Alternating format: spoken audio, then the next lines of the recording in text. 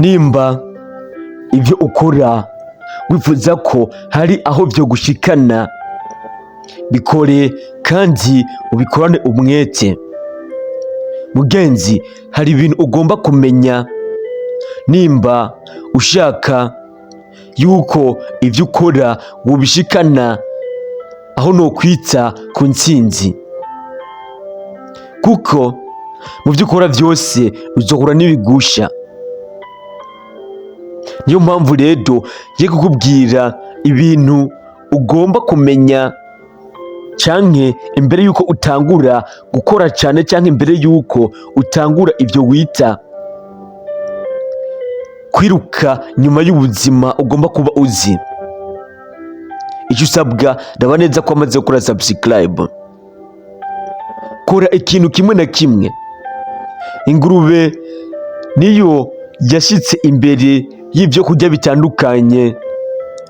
Ibi birangira atana kimwe iriye, kuko yajya kurya iki ikumva ikindi kiramose, yagira ngo igiye kurya kiriya ikumva ikindi kiramose, bityo rero birangira atana kimwe iriyemwo, kandi byose ari byo byari byayigenewe. Kugira ngo rero ushobore kuyirinda kwicwa n'inzara, uhita ufata kimwe muri ibi akaba ari usigazaho ibindi ukabikuraho. Bityo rero muri iki gihe iyi ngurube niba igicishwe n'inzara, kuko ihita ijya icyo kimwe na kimwe rero ikakijya neza yitonze. Nawe rero bikora uku, kuko abantu benshi tumeze uku, dukora iki kiriya na kijya n'ikindi n'ibindi, ibi byose tukabikorera mu mwanya umwe, bityo tugatuma ibi byose atana kimwe dukora neza.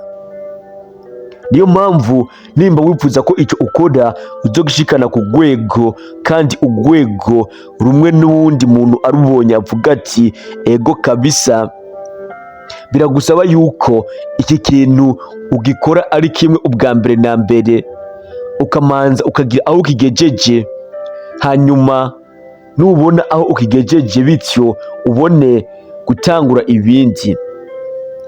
Gikore neza, ugikore asampu gusa, gutyo nubona giteye imbere, nubona gishimishije, hama ubone gukora ibindi. Kuko burya imigeri ibiri ngo nitereka, kandi ngo amayira abiri yananiye ifyitsi. Je nkunda abantu ba kera cyane.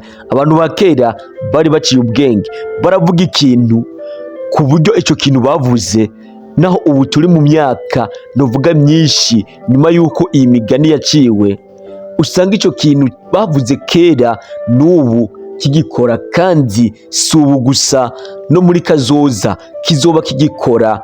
Abazoza nabo bazosanga uyu mugani, iyi migani yaciwe n'abakera igifise akanovera igikora. Niyo mpamvu nawe rero bagize bati amayira abiri yananiye ifyisi, imigeri ibiri ntitereka, n'iyindi migani myinshi. Nivyerekana yuko rero ugomba yuko ibintu bigenda neza, nuzotora ibuye rimwe ngo uryicishe inyoni zibiri, kuko kenshi ntibikunda. Bisaba yuko nimba ubonye inyoni zibiri uhitamwo imwe akaba ariyo utera, kuko nugomba ngo izo nyoni zibiri uzishe zose bizorangira atari nimwe wishe. Ariko nugomba ko wica imwe n'imwe, utora ibuye, witonde, upime neza, utere imwe, uzoba ufise amahirwe menshi yo kuyica. Nawe rero hitamwo ikintu kimwe na kimwe please, hanyuma icyo uhisemwo ugikore neza. Nugikora neza ndazi yuko kizotegerezwa kukuvyarira umusaruro. Ikindi, higa umuntu uguhanura. Burya nyamwigenda ko ntarimira impeshi, kandi ngo umutwe umwe ntiwigira inama. Ababara ba kera bavuze ibi, bimwe nakubwiye ni abakera baravuga ibintu ku buryo aho uzogera hose uzosanga bigifise akamaro. Mbega urazi impamvu ata mwami n'umwe yigeze abaho atagira umujyanama? No kugira ngo abashe kumuterera ivyumviro, kandi kenshi ibi by'ubwami kugira ngo umuntu bamugire umujyanama yategerezwa kuba ari umuntu amaze kubaho mu bwami bwinshi. Ntibashobora gufata umuntu atazi n'ubwami na bumwe bw'akahise hanyuma ngo bamugire umujyanama w'umwami kuko nta makuru azoba afise. Batora umuntu usanzwe ufise amakuru ku bindi cyangwa se ku bundi bwami bwarenganye, uyu bakamugira umujyanama w'umwami kugira ngo azoje yerekeza umwami rimwe na rimwe amuterere ibyiyumviro, amuhanure. Ibi rero nawe urabikeneye mu buzima bwawe. Urakeneye inshuti y'ukuri ikubera umuhanuzi mu byo ukora byose, kandi nawe ntuzutore cyangwa ngo uhitemo umuntu atazi ibyo urimo, kuko ibyo ukora byose hari ababigutanze kubikora. Aba rero babigutanze kubikora bazane mu buzima bwawe, cyangwa uhitemo umuzane mu buzima bwawe ku buryo hahandi bizaba bikugoye uzomwitabaza akagira icyo agufashije. Bityo rero higa umuntu w'inararibonye, uyu muntu mu byo ukora yame akuba hafi. Icyo nzi cyoco ibyo ukora nubikora neza hari umunsi uzobigeza aho wifuza. Ibyo ukora buri munsi rero gerageza ubikore neza kurusha uko bikenewe. Koresha ingufu kandi ntiwihutire kuruhuka, kuko uzoruhuka nusaza, cyane cyane ko iyo ushaje atari ingufu uba ufise.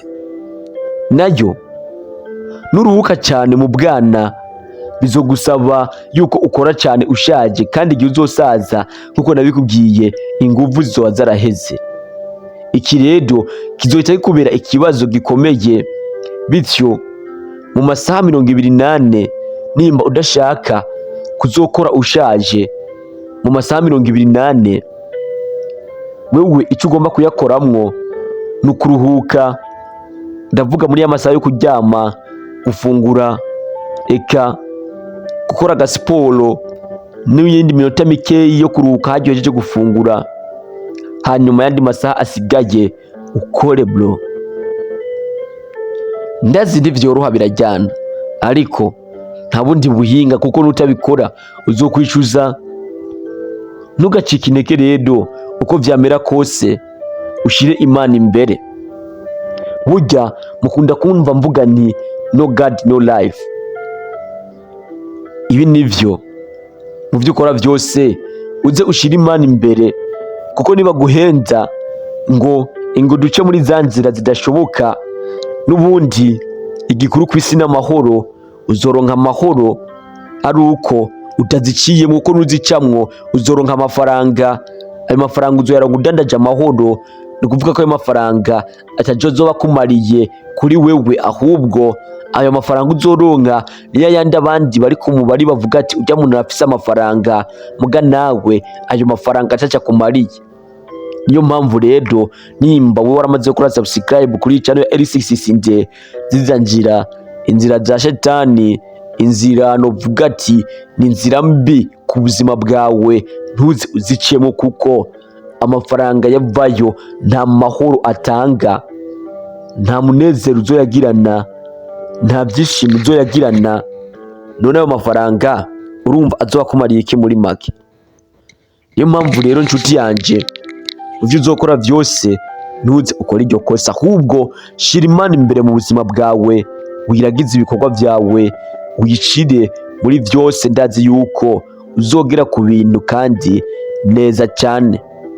Egome bishobora kutihuta nkuko byari kwihuta iyo uca muri zijya nzira, ariko ni buke buke, kandi umunsi wabigeze ko uzofise umutekano kandi uzofise n'amahoro.